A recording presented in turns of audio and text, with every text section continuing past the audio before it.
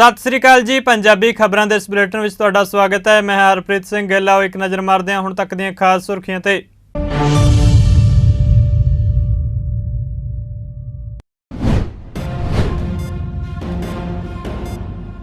अफगानिस्तान विच भूचाल ने मचाई तबाही। 6.1 तीव्रता के भूचाल कारण 1000 लोगों ने गवाई जान, 600 तो वध लोग जख्मी।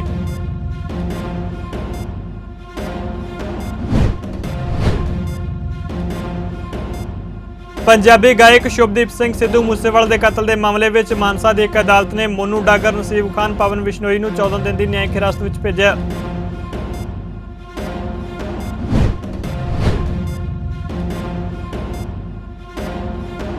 संगरूर जिमनी चोण लई वोटिंग भलके डिप्टी कमिश्नर जतिंदर जोरवाल ने कहा, वोटिंग लई सारियां तैयारियां मुकम्मल।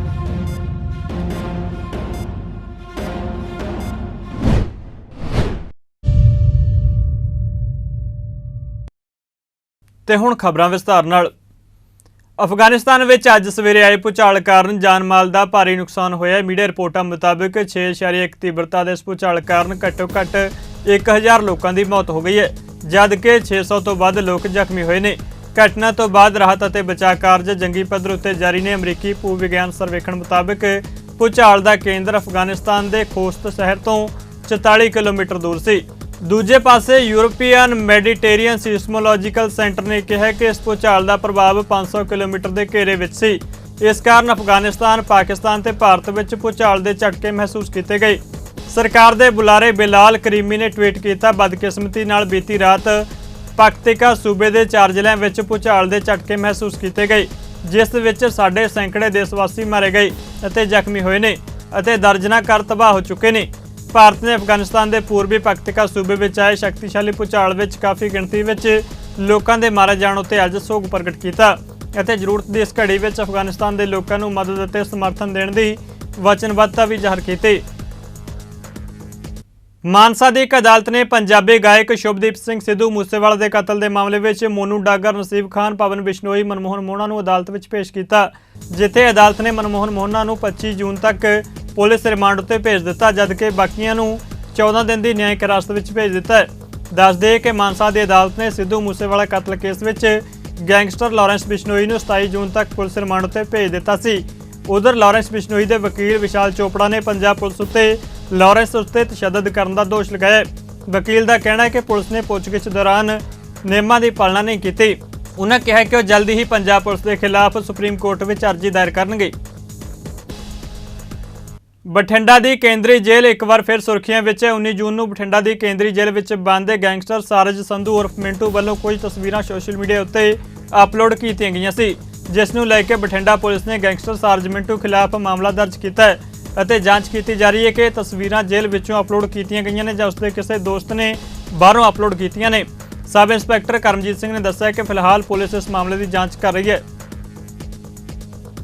संगरूर लोक सभा सीट की जिमनी चोण लई भलके 23 जून को वोटिंग होगी, जिसनूं लैके चोण कमिशन ते जिला प्रशासन ने मुकम्मल तैयारियां कर लईआं ने। संगरूर के डिप्टी कमिश्नर जतिंदर जोरवाल ने लोगों को अपील की कि वह वध चढ़ के वोटिंग करन। उन्होंने अहम अंकड़े भी साझे किए। संगरूर लोक सभा हल्का पार्लियामेंट्री कॉन्स्टिट्यूंसी 12 की चोण बाय इलैक्शन जिहड़ी हैगी वो कल 23 जून को है।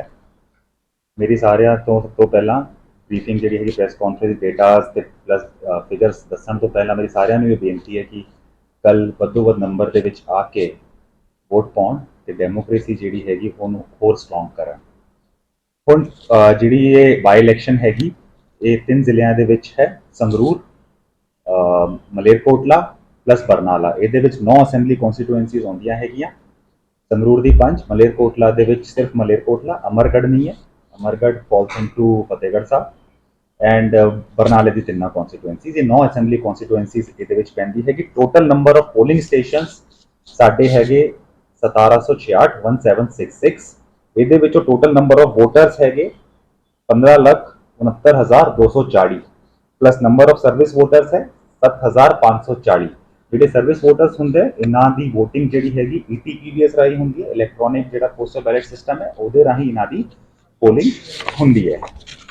इस तो अलावा इस चोण दे विच टोटल 16 कैंडीडेट्स आर इन फ्रे। 16 कैंडीडेट्स 4 जिहड़े हैगे रजिस्टर्ड पॉलिटिकल पार्टीज, ਚੋਣ ਲੜ ਰਹੇ ਹਨ, ਜਿਹਦੇ ਵਿੱਚ ਬੀਬੀ Kamaldeep Kaur from Shrimoni Akali Dal, Keval Singh Dhillon from BJP, Gurmeet Singh from Aam Aadmi Party, Dalveer Singh Goldie from Congress. 10 candidates are from registered but unrecognized political parties. Simranjit Singh Maan, SAID Amritsar, Hassan Mohammed, Apni Ekta Party, Jagmohan Singh, People's Party of India Democratic.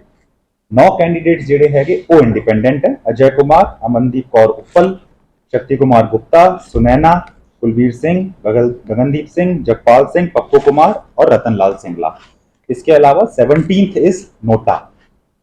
तो इस करके हमारी जो है एक ballot unit जो होती है, एक बैलेट यूनिट के विचों 16 कैंडिडेट्स की प्रोविजनिंग होती है, 17th इज नोटा। इस करके 2 बैलेट यूनिट हर पोलिंग बूथ के विच जाऊगी और वीवीपैट मशीन भी उत्थे एक वीवीपैट मशीन होनी है। इस तो अलावा ਜਿਹੜਾ ਹੈਗਾ ਸਾਡੇ ਕੋਲੇ ਪੂਰੀ ਪਾਰਲੀਮੈਂਟਰੀ ਕਨਸਟੀਟੂਐਂਸੀ ਦੇ ਵਿੱਚ 730 80 ਪਲੱਸ ਐਬਸੈਂਟੀ ਵੋਟਰਸ ਨੇ, ਜਿਨ੍ਹਾਂ ਨੂੰ ਅਸੀਂ ਪੋਸਟਲ ਬੈਲਟ ਇਸ਼ੂ ਕੀਤੇ ਹੈਗੇ, ਪਲੱਸ ਪੀਡਬਲਯੂਡੀ ਐਬਸੈਂਟੀ ਵੋਟ 257 ਨੇ। ਟੋਟਲ 987 ਇਹ ਵੋਟਰਸ ਸਾਡੇ ਪਾਰਲੀਮੈਂਟਰੀ ਕਨਸਟੀਟੂਐਂਸੀਜ਼ ਵਿੱਚ ਹੈਗੇ। Next comes vulnerable and critical polling booths. ये ਜਿਹੜੇ ਹੈਗੇ बेस्ड ऑन प्रीवियस इंसिडेंसेस ਜਾਂ फिर सेंसिटिविटी करके in consultation with police and political parties वगैरह ये सारा कुछ डिसाइड ਹੁੰਦਾ है। टोटल वल्नरेबल पोलिंग स्टेशन पूरे पार्लियामेंट्री कॉन्स्टिट्यूएंसी ਦੇ ਵਿੱਚੋਂ 296 ਹੈਗੇ। पोलिंग स्टेशन लोकेशन इज 129 क्योंकि कुछ ਥਾਵਾਂ ਤੇ मल्टीपल बूथ्स ਹੁੰਦੇ, ਇਸ ਕਰਕੇ ਜਿਹੜਾ ਹੈਗਾ 296 पोलिंग स्टेशन ਤੇ पोलिंग स्टेशन लोकेशन है 129। ਪੰਜਾਬ ਦੇ ਮੁੱਖ ਮੰਤਰੀ ਭਗਵੰਤ ਮਾਨ ਦੇ ਦਿਸ਼ਾ ਨਿਰਦੇਸ਼ਾਂ ਤਹਿਤ ਪੰਜਾਬ ਸਕੂਲ ਸਿੱਖਿਆ ਵਿਭਾਗ ਨੇ ਵਿਦੇਸ਼ ਜਾਣ ਵਾਲੇ ਅਧਿਆਪਕਾਂ ਲਈ ਨਵਾਂ ਫਰਮਾਨ ਜਾਰੀ ਕੀਤਾ ਹੈ। ਇਹ ਹਦਾਇਤਾਂ ਵਿਸ਼ੇਸ਼ ਤੌਰ ਉੱਤੇ ਗਰਮੀ ਦੀਆਂ ਛੁੱਟੀਆਂ ਨੂੰ ਛੱਡ ਕੇ ਅਗਲੇ ਮਹੀਨੇ ਦੌਰਾਨ ਵਿਦੇਸ਼ ਛੁੱਟੀਆਂ ਬਿਤਾਉਣ ਜਾ ਰਹੇ ਅਧਿਆਪਕਾਂ ਲਈ ਹੈ। ਸਿੱਖਿਆ ਵਿਭਾਗ ਵੱਲੋਂ ਵਿਦੇਸ਼ ਛੁੱਟੀ ਦੀ ਪ੍ਰਵਾਨਗੀ ਲਈ ਹਦਾਇਤਾਂ ਜਾਰੀ ਕਰਨ ਸੰਬੰਧੀ ਵਿਸ਼ੇ ਅਧੀਨ ਜਾਰੀ ਇਸ ਨੋਟੀਫਿਕੇਸ਼ਨ ਵਿੱਚ ਸਮੂਹ ਸਕੂਲ ਸਿੱਖਿਆ ਅਧਿਕਾਰੀ ਨੂੰ ਕਿਹਾ ਗਿਆ ਕਿ ਵਿਭਾਗ ਦੇ ਧਿਆਨ ਵਿੱਚ ਆਇਆ ਕਿ ਅਧਿਆਪਕ ਗਰਮੀ ਦੀਆਂ ਛੁੱਟੀਆਂ ਛੱਡ ਕੇ ਅਗਲੇ ਮਹੀਨੇ ਦੌਰਾਨ ਵਿਦੇਸ਼ ਰਹਿੰਦੇ ਨੇ ਤੇ ਆਪਣੇ ਰਿਸ਼ਤੇਦਾਰਾਂ ਮਿੱਤਰਾਂ ਨੂੰ ਮਿਲਣ ਲਈ ਛੁੱਟੀ ਅਪਲਾਈ ਕਰ ਰਹੇ ਨੇ, ਜਿਸ ਨਾਲ ਇਹਨਾਂ ਮਹੀਨਿਆਂ ਦੌਰਾਨ ਵਿਦਿਆਰਥੀਆਂ ਦੀ ਪੜ੍ਹਾਈ ਪ੍ਰਭਾਵਿਤ ਹੋਵੇਗੀ। ਇਸ ਲਈ ਯਕੀਨੀ ਬਣਾਇਆ ਜਾਵੇ ਕਿ ਸਮੂਹ ਅਧਿਆਪਕ ਅਤੇ ਕਰਮਚਾਰੀ ਵਿਦੇਸ਼ ਜਾਣ ਲਈ ਸਿਰਫ ਗਰਮੀਆਂ ਜਾਂ ਸਰਦੀਆਂ ਦੀਆਂ ਛੁੱਟੀਆਂ ਦੀ ਵਰਤੋਂ ਕਰਨ। ਪਟਿਆਲਾ ਦਿਹਾਤੀ ਹਲਕੇ ਤੋਂ ਵਿਧਾਇਕ ਡਾਕਟਰ ਬਲਬੀਰ ਸਿੰਘ ਦੀ ਕੋਰੋਨਾ ਰਿਪੋਰਟ ਪੋਜ਼ਿਟਿਵ ਆਈ, ਇਸ ਦੀ ਜਾਣਕਾਰੀ ਵਿਧਾਇਕ ਵੱਲੋਂ ਖੁਦ ਦਿੱਤੀ ਗਈ ਹੈ। ਡਾਕਟਰ ਬਲਬੀਰ ਸਿੰਘ ਅਨੁਸਾਰ ਬੀਤੇ ਦਿਨ ਤੋਂ ਉਹਨਾਂ ਦੀ ਤਬੀਅਤ ਕੁਝ ਠੀਕ ਨਹੀਂ ਲੱਗ ਰਹੀ ਸੀ, ਜਿਸ ਕਰਕੇ ਕੋਵਿਡ ਟੈਸਟ ਕਰਵਾਇਆ ਗਿਆ, ਜਿਸ ਦੀ ਰਿਪੋਰਟ ਪੋਜ਼ਿਟਿਵ ਆਈ ਹੈ। ਬੀਤੇ ਦਿਨ ਬਲਬੀਰ ਨੇ ਸੰਗਰੂਰ ਵਿਖੇ ਹੋਈ ਰੈਲੀ ਵਿੱਚ ਹਿੱਸਾ ਲੈਣ ਦੇ ਨਾਲ ਮੁੱਖ ਮੰਤਰੀ ਭਗਵੰਤ ਮਾਨ ਅਤੇ ਅਰਵਿੰਦ ਕੇਜਰੀਵਾਲ ਨਾਲ ਮੁਲਾਕਾਤ ਕੀਤੀ ਸੀ, ਜਿਸ ਦੌਰਾਨ ਉਹਨਾਂ ਨਾਲ ਹੋਰ ਵਿਧਾਇਕ ਵੀ ਮੌਜੂਦ ਸਨ। ਪੰਜਾਬ ਵਿਧਾਨ ਸਭਾ ਦੇ ਸਪੀਕਰ ਕੁਲਤਾਰ ਸਿੰਘ ਸੰਧਵਾ ਨੇ ਪੰਜਾਬ ਦੇ ਰਾਜਪਾਲ ਸ਼੍ਰੀ ਬਨਵਾਰੀ ਲਾਲ ਪੁਰੋਹਿਤ ਨਾਲ ਪੰਜਾਬ ਰਾਜ ਭਵਨ ਚੰਡੀਗੜ੍ਹ ਵਿੱਚ ਮੁਲਾਕਾਤ ਕੀਤੀ, ਜਿਸ ਦੌਰਾਨ ਉਹਨਾਂ ਕਈ ਅਹਿਮ ਮਾਮਲਿਆਂ ਉੱਤੇ ਵਿਚਾਰ ਚਰਚਾ ਕੀਤੀ। ਇਸ ਮੌਕੇ ਉਹਨਾਂ ਸ਼੍ਰੀ ਦਰਬਾਰ ਸਾਹਿਬ ਦਾ ਮਾਡਲ ਦੇ ਕੇ ਰਾਜਪਾਲ ਨੂੰ ਸਨਮਾਨਿਤ ਕੀਤਾ। ਸਮਰਾਲਾ ਤੋਂ ਆਮ ਆਦਮੀ ਪਾਰਟੀ ਦੇ ਵਿਧਾਇਕ ਜਗਤਾਰ ਸਿੰਘ ਦਿਆਲਪੁਰਾ ਨੇ ਮਾਚੀਵਾੜਾ ਸਾਹਿਬ ਸਬ ਤਹਿਸੀਲ ਵਿੱਚ ਇੱਕ ਕਾਨੂੰਗੋ ਨੂੰ 15,000 ਰੁਪਏ ਦੀ ਰਿਸ਼ਵਤ ਲੈਂਦਿਆਂ ਰੰਗੇ ਹੱਥੀਂ ਫੜਿਆ। ਵਿਧਾਇਕ ਵੱਲੋਂ ਸਟਿੰਗ ਆਪਰੇਸ਼ਨ ਕਰਵਾਇਆ ਗਿਆ। ਕਾਨੂੰਗੋ ਨੇ ਇੱਕ ਵਿਅਕਤੀ ਕੋਲੋਂ ਜ਼ਮੀਨ ਤਕਸੀਮ ਦਾ ਕੰਮ ਕਰਨ ਬਦਲੇ 25,000 ਰੁਪਏ ਦੀ ਰਿਸ਼ਵਤ ਦੀ ਮੰਗ ਕੀਤੀ ਸੀ। ਸ਼ਿਕਾਇਤਕਰਤਾ ਰਣਵਿੰਦਰ ਸਿੰਘ ਨੇ ਕਿਹਾ ਕਿ ਉਹਨਾਂ ਦਾ ਜ਼ਮੀਨ ਤਕਸੀਮ ਦਾ ਕੰਮ ਸੀ, ਜਿਸ ਦੇ ਲਈ ਕਾਨੂੰਗੋ ਟਾਲ ਮਟੋਲ ਕਰਦਾ ਰਿਹਾ। 3 ਦਿਨ ਪਹਿਲਾਂ 40,000 ਰੁਪਏ ਦੀ ਮੰਗ ਕੀਤੀ ਗਈ ਤਾਂ ਉਹਨਾਂ ਗੱਲ 25,000 ਰੁਪਏ ਵਿੱਚ ਤੈਅ ਕਰ ਲਈ। 10,000 ਰੁਪਏ ਉਹ 3 ਦਿਨ ਪਹਿਲਾਂ ਦੇ ਗਏ ਸੀ। ਇਸ ਬਾਰੇ ਉਹਨਾਂ ਨੇ ਹਲਕਾ ਵਿਧਾਇਕ ਜਗਤਾਰ ਸਿੰਘ ਦਿਆਲਪੁਰਾ ਨੂੰ ਦੱਸਿਆ ਤਾਂ ਵਿਧਾਇਕ ਨੇ ਉਸ ਨੂੰ ਸਟਿੰਗ ਆਪਰੇਸ਼ਨ ਕਰਨ ਬਾਰੇ ਕਿਹਾ। ਅੱਜ ਜਦੋਂ ਬਾਕੀ ਦੀ ਰਕਮ 15,000 ਰੁਪਏ ਦੇਣ ਲਈ ਆਇਆ ਤਾਂ ਉਸ ਨੂੰ ਰੰਗੇ ਹੱਥੀਂ ਗ੍ਰਿਫਤਾਰ ਕੀਤਾ ਗਿਆ। ਪੰਜਾਬ ਦੇ ਸਾਬਕਾ ਉਪ ਮੁੱਖ ਮੰਤਰੀ ਓਮ ਪ੍ਰਕਾਸ਼ ਸੋਨੀ ਨੂੰ ਜਾਨੋਂ ਮਾਰਨ ਦੀ ਧਮਕੀ ਮਿਲੀ ਹੈ। ਇਸ ਬਾਬਤ ਅੰਮ੍ਰਿਤਸਰ ਪੁਲਿਸ ਨੇ ਇੱਕ ਮੁਕੱਦਮਾ ਦਰਜ ਕੀਤਾ ਹੈ। ਅੰਮ੍ਰਿਤਸਰ ਪੁਲਿਸ ਨੇ ਇਸ ਦੀ ਪੁਸ਼ਟੀ ਵੀ ਕਰ ਦਿੱਤੀ ਹੈ। ਫਿਲਹਾਲ ਗੈਂਗਸਟਰਾਂ ਵੱਲੋਂ ਫੋਨ ਰਾਹੀਂ ਰੋਜ਼ਾਨਾ ਕਿਸੇ ਨਾ ਕਿਸੇ ਵਿਅਕਤੀ ਨੂੰ ਜਾਂ ਮੰਤਰੀ ਨੂੰ ਫੋਨ ਰਾਹੀਂ ਧਮਕੀਆਂ ਮਿਲਣ ਦਾ ਸਿਲਸਿਲਾ ਜਾਰੀ ਹੈ। ਸਾਬਕਾ ਵਿਧਾਇਕ ਅਮਰਪਾਲ ਸਿੰਘ ਬੋਨੀ ਅਜਨਾਲਾ ਨੂੰ ਵੀ ਇਸ ਤੋਂ ਪਹਿਲਾਂ ਧਮਕੀਆਂ ਮਿਲ ਚੁੱਕੀਆਂ ਨੇ।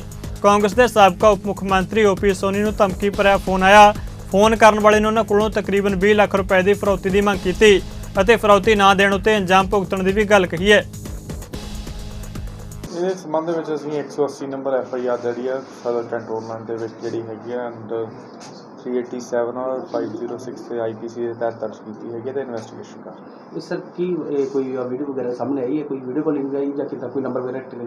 ਦੇਖੋ ਮੈਂ ਇਹ ਸਾਰੀਆਂ ਆਪਰੇਸ਼ਨ ਡਿਟੇਲਸ ਹੈਗੀਆਂ ਤੁਹਾਡੇ ਨਾਲ ਸ਼ੇਅਰ ਨਹੀਂ ਕਰ ਸਕਦਾ, ਇਨਵੈਸਟੀਗੇਸ਼ਨ ਕਰ ਰਹੇ ਹਾਂ। ਜੇ ਕੋਈ ਆਪਰੇਸ਼ਨਲ ਡਿਟੇਲਸ ਕੀਤੀ ਜਾਂਦੀ ਉਹਨਾਂ ਇਨਵੈਸਟੀਗੇਸ਼ਨ ਜਿਹੜੀ ਹੈ ਹੈਪਨ ਹੁੰਦੀ ਹੈ। ਸਰ ਫਰੋਤੀ ਮੰਗੀ ਕਿ ਉਹਨਾਂ ਕੋਲ ਕਿ ਉਸ ਤਰ੍ਹਾਂ ਜਾਣ ਤੋਂ ਮਾਰਨ ਦੀ ਧਮਕੀ ਇਹ ਥੋੜਾ ਜਿਹਾ ਕਲੀਅਰ ਕਰ ਦਿਓ। ਥ੍ਰੈਟਨਿੰਗ ਕਾਲਸ ਜਿਹੜੀ ਹੁੰਦੀ ਨੈਚੁਰਲੀ ਕੋਈ ਥ੍ਰੈਟ ਹੀ ਹੁੰਦਾ ਉਹਨੂੰ ਤਾਂ ਹੀ ਦਿੱਤੀ ਜਾਂਦੀ ਹੈ। ਕਿੰਨੀ ਰਾਸ਼ੀ ਜਿਹੜੀ ਹੈ ਜੀ ਮੰਗ ਕੀਤੀ ਗਈ? ਐਸਾ ਜੈਜ਼ ਕੰਪਲੇਂਟ ਦੇ ਵਿੱਚ ਕੋਈ ਨਹੀਂ ਹੈਗੀ, ਥ੍ਰੈਟਨਿੰਗ ਕਾਲਸ ਹੈਗੀ। ਸੋ ਸੁਰੱਖਿਆ ਵਧਾਈ ਗਈ ਹੈ ਆਲਰੇਡੀ ਸਾਡੀ ਜਿਹੜੀ ਹੈਗੀ ਪ੍ਰੋਟੈਕਟਿਵ ਦੀ ਇੱਕ ਜਿਹੜੀ ਹੈਗੀ SOP ਹੁੰਦੀ ਹੈ ਉਹਨੂੰ ਫੋਲੋ ਕੀਤਾ ਜਾ ਰਿਹਾ ਜੋ ਉਹਨਾਂ ਦੀ ਸਕੇਲਸ ਦੇ ਮੁਤਾਬਕ ਹੈਗਾ ਉਹ ਆਲਰੇਡੀ ਹੈ। ਬਾਕੀ ਐਜ਼ ਐਂਡ ਵੈਨ ਰਿਕਾਇਰਡ ਉਸ ਹਿਸਾਬ ਨਾਲ ਐਨਹਾਂਸ ਕੀਤਾ। ਨਾਜਾਇਜ਼ ਮਾਈਨਿੰਗ ਦੇ ਮਾਮਲੇ ਵਿੱਚ ਗ੍ਰਿਫਤਾਰ ਕੀਤੇ ਗਏ ਕਾਂਗਰਸ ਦੇ ਸਾਬਕਾ ਵਿਧਾਇਕ ਜੋਗਿੰਦਰਪਾਲ ਸਿੰਘ ਭੂਆ ਨੂੰ ਅਦਾਲਤ ਨੇ ਜ਼ਮਾਨਤ ਦਿੱਤੀ ਹੈ। ਭੂਆ ਹਲਕੇ ਤੋਂ ਸਾਬਕਾ ਕਾਂਗਰਸੀ ਵਿਧਾਇਕ ਨੂੰ ਪਠਾਨਕੋਟ ਦੀ ਅਦਾਲਤ ਨੇ ਰਾਹਤ ਦਿੱਤੀ ਹੈ। ਦੱਸ ਦੇਈਏ ਕਿ ਸਾਬਕਾ ਵਿਧਾਇਕ ਜੋਗਿੰਦਰਪਾਲ ਸਿੰਘ ਭੂਆ ਨੂੰ ਨਾਜਾਇਜ਼ ਮਾਈਨਿੰਗ ਨਾਲ ਜੁੜੇ ਮਾਮਲੇ ਵਿੱਚ 17 ਜੂਨ ਨੂੰ ਗ੍ਰਿਫਤਾਰ ਕੀਤਾ ਗਿਆ ਸੀ। ਗ੍ਰਿਫਤਾਰੀ ਉਪਰੰਤ ਅਦਾਲਤ ਵਿੱਚ ਪੇਸ਼ ਕਰਨ ਉਪਰੰਤ ਸਾਬਕਾ ਵਿਧਾਇਕ ਨੂੰ 4 ਜੁਲਾਈ ਤੱਕ ਨਿਆਇਕ ਹਿਰਾਸਤ ਵਿੱਚ ਭੇਜਿਆ ਗਿਆ ਸੀ। ਹਾਲਾਂਕਿ ਜੋਗਿੰਦਰਪਾਲ ਨੂੰ ਸਾਹ ਲੈਣ ਵਿੱਚ ਦਿੱਕਤ ਮਹਿਸੂਸ ਹੋਣ ਤੋਂ ਬਾਅਦ ਹਸਪਤਾਲ ਵਿੱਚ ਭਰਤੀ ਕਰਵਾਇਆ ਗਿਆ, ਜਿਸ ਤੋਂ ਬਾਅਦ ਉਹਨਾਂ ਨੇ ਰਾਹਤ ਦੀ ਮੰਗ ਕੀਤੀ ਸੀ। ਦੇਸ਼ ਦੇ ਕਿਸਾਨੀ ਅੰਦੋਲਨ ਨੂੰ ਲੀਡ ਕਰਨ ਵਾਲੇ ਕਿਸਾਨ ਆਗੂ ਰਾਕੇਸ਼ ਟਕੈਤ ਸ਼ੁਕਰਾਨੇ ਵਜੋਂ ਤਖਤ ਸ੍ਰੀ ਕੇਸਗੜ੍ਹ ਸਾਹਿਬ ਵਿਖੇ ਨਤਮਸਤਕ ਹੋਣ ਪਹੁੰਚੇ, ਜਿੱਥੇ ਉਹਨਾਂ ਗੁਰੂ ਘਰ ਦੇ ਵਿੱਚ ਮੱਥਾ ਟੇਕ ਕੇ ਗੁਰੂ ਚਰਨਾਂ ਵਿੱਚ ਅਰਦਾਸ ਕੀਤੀ। ਇਸ ਉਪਰੰਤ ਪੱਤਰਕਾਰ ਨਾਲ ਗੱਲਬਾਤ ਕਰਦਿਆਂ ਉਹਨਾਂ ਕਿਹਾ ਕਿ ਸੰਯੁਕਤ ਕਿਸਾਨ ਮੋਰਚਾ ਨੇ ਫੌਜ ਵਿੱਚ ਭਰਤੀ ਦੀ ਨਵੀਂ ਅਗਨੀਪਥ ਯੋਜਨਾ ਦੇ ਖਿਲਾਫ ਨੌਜਵਾਨਾਂ ਦੇ ਦੇਸ਼ ਵਿਆਪੀ ਵਿਰੋਧ ਪ੍ਰਦਰਸ਼ਨ ਨੂੰ ਸਮਰਥਨ ਕਰਨ ਦਾ ਐਲਾਨ ਕੀਤਾ ਹੈ। ਧਰਨੇ ਨੂੰ ਸ਼ਾਂਤਮਈ ਰੱਖਣ ਦੀ ਅਪੀਲ ਕਰਦਿਆਂ ਸੰਯੁਕਤ ਕਿਸਾਨ ਮੋਰਚਾ ਨੇ ਇਸ ਯੋਜਨਾ ਨੂੰ ਫੌਜ ਵਿਰੋਧੀ, ਕਿਸਾਨ ਵਿਰੋਧੀ ਅਤੇ ਦੇਸ਼ ਵਿਰੋਧੀ ਕਰਾਰ ਦਿੱਤਾ ਹੈ। उन्होंने कहा कि संयुक्त किसान मोर्चा 24 जून दिन शुक्रवार को रोष प्रदर्शन करेगा। 24 तारीख में पूरे देश में हम विरोध कर रहे हैं और बच्चे पूर्ण रूप से विरोध कर रहे हैं इसका। 4 साल में भर्ती होकर कोई रिटायर नहीं होता, ये पूर्ण रूप से गलत पॉलिसी है।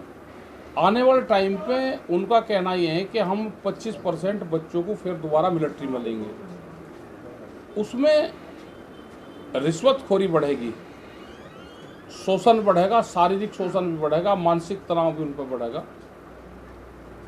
जो उसको झेल पाएगा वो 25% में जाएगा। वे कौन लोग होंगे जो 25% में जाएंगे, क्या पैरामीटर्स होगा उसका, ये सरकारों को स्पष्ट करना पड़ेगा पूर्ण रूप से। अभी जब आंदोलन चलता है तो एक दिन एक बात कहते हैं, अगले दिन दूसरी बात कहते हैं, फिर तीसरी बात कहते हैं। और जो सेना प्रमुख हमारे हैं उनको सामने नहीं आना चाहिए। बयान ये पॉलिटिकल फैसला है तो पॉलिटिकल लोग ही इस पे बयानबाजी करें। उनका सम्मान है, जो तीनों हमारे अध्यक्ष हैं सेना के, वो पॉलिटिक्स ना करें देश में। और जहाँ जहाँ पे भी राजनीति की है सेना ने, वहाँ पे तख्ते पलट हुए हैं। ये गलत परंपरा ना डालने। पॉलिटिकल फैसला है तो पॉलिटिकल ही इसमें बयानबाजी हो, उनको बयान नहीं देना चाहिए। उनका सब पूरा देश उनका सम्मान करता है। ਅੰਮ੍ਰਿਤਸਰ ਵਿੱਚ ਸਾਬਕਾ ਫੌਜੀਆਂ ਵੱਲੋਂ ਰਣਜੀਤ ਐਵਨਿਊ ਇਲਾਕੇ ਦੇ ਵਿੱਚ ਕੇਂਦਰ ਸਰਕਾਰ ਦੇ ਖਿਲਾਫ ਅਗਨੀਪਥ ਯੋਜਨਾ ਨੂੰ ਲੈ ਕੇ ਰੋਸ ਪ੍ਰਦਰਸ਼ਨ ਕੀਤਾ ਗਿਆ। ਸਾਬਕਾ ਫੌਜੀਆਂ ਦੇ ਨਾਲ ਨੌਜਵਾਨ ਵੀ ਮੌਜੂਦ ਰਹੇ। ਸਾਬਕਾ ਫੌਜੀਆਂ ਨੇ ਕਿਹਾ ਕਿ ਕੇਂਦਰ ਸਰਕਾਰ ਨੇ ਜਿਹੜੀ ਅਗਨੀਪਥ ਯੋਜਨਾ ਲਿਆਂਦੀ ਹੈ ਉਸ ਨੂੰ ਤੁਰੰਤ ਰੱਦ ਕੀਤਾ ਜਾਵੇ। ਉਹਨੇ ਕਿਹਾ ਕਿ ਕੇਂਦਰ ਸਰਕਾਰ ਦੀ ਅਗਨੀਪਥ ਯੋਜਨਾ ਨੂੰ ਵੇਖ ਕੇ ਦੇਸ਼ ਖਤਰੇ ਵਿੱਚ ਲੱਗ ਰਿਹਾ ਹੈ। ਸ਼੍ਰੋਮਣੀ ਗੁਰਦੁਆਰਾ ਪ੍ਰਬੰਧਕ ਕਮੇਟੀ ਦੇ ਜੂਨੀਅਰ ਮੀਤ ਪ੍ਰਧਾਨ ਪ੍ਰਿੰਸੀਪਲ ਸੁਰਿੰਦਰ ਸਿੰਘ ਦੇ ਆਤਮਿਕ ਸ਼ਾਂਤੀ ਲਈ ਰੱਖੇ ਗਏ ਪਾਠ ਦੇ ਭੋਗ ਅੱਜ ਤਖਤ ਸ੍ਰੀ ਕੇਸਗੜ੍ਹ ਸਾਹਿਬ ਦੇ ਦੀਵਾਨ ਹਾਲ ਵਿੱਚ ਪਾਏ ਗਏ, ਜਿੱਥੇ ਵੱਡੀ ਗਿਣਤੀ ਵਿੱਚ ਸੰਗਤਾਂ ਨੇ ਪਹੁੰਚ ਕੇ ਉਹਨਾਂ ਨੂੰ ਸ਼ਰਧਾਂਜਲੀ ਦਿੱਤੀ। ਇਸ ਸਮਾਗਮ ਵਿੱਚ ਵਿਸ਼ੇਸ਼ ਤੌਰ ਉੱਤੇ ਤਖਤ ਸ੍ਰੀ ਕੇਸਗੜ੍ਹ ਸਾਹਿਬ ਦੇ ਜਥੇਦਾਰ ਗਿਆਨੀ ਰਘਵੀਰ ਸਿੰਘ, ਸ਼੍ਰੋਮਣੀ ਗੁਰਦੁਆਰਾ ਪ੍ਰਬੰਧਕ ਕਮੇਟੀ ਦੇ ਪ੍ਰਧਾਨ ਐਡਵੋਕੇਟ ਹਰਜਿੰਦਰ ਸਿੰਘ ਧਾਮੀ, ਸਾਬਕਾ ਪ੍ਰਧਾਨ ਬੀਬੀ ਜਗੀਰ ਕੌਰ, ਪ੍ਰੋਫੈਸਰ ਪ੍ਰੇਮ ਸਿੰਘ ਚੰਦੂ ਮਾਜਰਾ ਸਮੇਤ ਵੱਡੀ ਗਿਣਤੀ ਵਿੱਚ ਧਾਰਮਿਕ ਜਥੇਬੰਦੀਆਂ ਦੇ ਨਾਲ ਸੰਬੰਧਿਤ ਲੋਕ ਪਹੁੰਚੇ। ਮੁਹਾਲੀ ਅਤੇ ਚੰਡੀਗੜ੍ਹ ਦੇ ਸਰਹੱਦੀ ਖੇਤਰ ਸੈਕਟਰ 56 ਵਿੱਚ ਸਥਿਤ ਚੰਡੀਗੜ੍ਹ ਦੀ ਸਭ ਤੋਂ ਵੱਡੀ ਫਰਨੀਚਰ ਮਾਰਕੀਟ ਵਿੱਚ ਭਿਆਨਕ ਅੱਗ ਲੱਗ ਗਈ, ਜਿਸ ਨਾਲ ਲੱਖਾਂ ਰੁਪਏ ਦਾ ਨੁਕਸਾਨ ਹੋ ਗਿਆ। ਕਈ ਦੁਕਾਨਾਂ ਅੱਗ ਦੀ ਲਪੇਟ ਵਿੱਚ ਆ ਗਈਆਂ। ਅੱਗ ਲੱਗਣ ਦੀ ਸੂਚਨਾ ਪੁਲਿਸ ਅਤੇ ਫਾਇਰ ਬ੍ਰਿਗੇਡ ਨੂੰ ਦਿੱਤੀ ਗਈ। ਫਾਇਰ ਬ੍ਰਿਗੇਡ ਦੇ ਕਰਮਚਾਰੀਆਂ ਨੇ ਬੜੀ ਮੁਸ਼ੱਕਤ ਨਾਲ ਅੱਗ ਉੱਤੇ ਕਾਬੂ ਪਾਇਆ। ਦੱਸਿਆ ਜਾ ਰਿਹਾ ਹੈ ਕਿ ਸ਼ਾਮ 4 ਵਜੇ ਦੇ ਕਰੀਬ ਫਰਨੀਚਰ ਮਾਰਕੀਟ ਵਿੱਚ ਅੱਗ ਲੱਗਣ ਦੀ ਘਟਨਾ ਵਾਪਰੀ। ਹਾਲਾਂਕਿ ਅੱਗ ਕਿਸ ਤਰ੍ਹਾਂ ਲੱਗੀ ਇਸ ਦਾ ਖੁਲਾਸਾ ਨਹੀਂ ਹੋ ਸਕਿਆ। ਬੀਬੀ ਕੌਲਾਂ ਜੀ ਚੈਰੀਟੇਬਲ ਹਸਪਤਾਲ ਵਿਖੇ ਭਾਈ ਸਾਹਿਬ ਭਾਈ ਗੁਰਕਵਾਲ ਸਿੰਘ ਜੀ ਦੀ ਚੜ੍ਹਦੀ ਕਲਾ ਵਾਸਤੇ ਸੰਗਤਾਂ ਦੀਆਂ ਅਸੀਸਾਂ ਲੈਣ ਲਈ ਕਥਾ ਕੀਰਤਨ ਸੁਖਦਾਈ ਸਮਾਗਮ ਕਰਵਾਇਆ ਗਿਆ, ਜਿਸ ਵਿੱਚ ਹਰਵਿੰਦਰਪਾਲ ਸਿੰਘ ਲਿਟਲ ਵੀਰ ਜੀ, ਬੀਬੀ ਪਰਮਜੀਤ ਕੌਰ ਪੰਮਾ, ਭੈਣ ਜੀ ਗੁਰਪ੍ਰੀਤ ਸਿੰਘ ਨੇ ਕੀਰਤਨ ਰਾਹੀਂ ਸੰਗਤਾਂ ਨੂੰ ਨਿਹਾਲ ਕੀਤਾ। इस मौके मैनेजर परमजीत सिंह, ओंकार सिंह, दलबीर सिंह, सुरेंद्रपाल सिंह, रिंकू, सरवण सिंह, चरणजीत सिंह समेत वड्डी गिणती विच संगतां ने हाजिरी भरी। हरियाणा के साबका डीजीपी ਅਤੇ सीनियर IPS अधिकारी शील मधुर ने भारत सरकार ਨੂੰ 22 जुलाई ਨੂੰ भारतीय झंडा दिवस वजों मनाउण ਦੀ अपील की है। उन्हें कहा कि इस नाल ना सिर्फ लोगों के मनां विच तिरंगे प्रति सत्कार वधेगा, सगों तिरंगे प्रति लोगों का विश्वास भी वधेगा। उन्हें कहा कि वह भी 22 जुलाई ਨੂੰ देश भर में भारतीय झंडा दिवस वजों मनाउण लई एक विशेष जागरूकता मुहिम चला रहे हैं। साबका डीजीपी शील मधुर ने कहा कि उन्होंने एक ऐप भी लॉन्च की है जिस नाल लोगों को तिरंगे के इतिहास की जानकारी दी जाएगी। ये कैंपेन है राष्ट्रीय ध्वज दिवस डिक्लेरेशन हो इसकी मांग का और इससे संबंधित प्रोग्राम करने का। तो राष्ट्रीय ध्वज दिवस की मांग है कि 22 जुलाई 1947 को संविधान सभा ने हमारा जो तिरंगा आज के दिन में है इसके इस रूप को, इस रंग को, इसकी भावना को स्वीकृति दी थी कि ये हमारा स्वतंत्र देश का राष्ट्रीय ध्वज हुआ। तो उस दिन उसका जन्म दिवस हुआ। तो विश्व के बहुत से शक्तिशाली देश हैं जो कि अपने राष्ट्रीय ध्वज दिवस मनाते हैं, जिससे उनके अंदर मैंने देखा है कि उनके देशवासियों में काफ़ी ज़्यादा देश प्रेम की और वर्क करने की भावना का विकास होता है और सरकारें भी उनके लिए हमेशा कुछ करना चाहती हैं। तो हमारा भी उद्देश्य यही है कि इसकी भावना, इस तिरंगा ध्वज दिवस जो बनेगा हमारा राष्ट्रीय ध्वज दिवस 22 जुलाई को डिक्लेयर हो और उसके माध्यम से पूरे देश में लोगों तक तिरंगे की भावना जाएगी, इसका मैसेज जाएगा, इसकी प्रेरणा मिलेगी और हर आदमी जो है अपने जागरूक होकर के अपने देश में अपना योगदान देगा।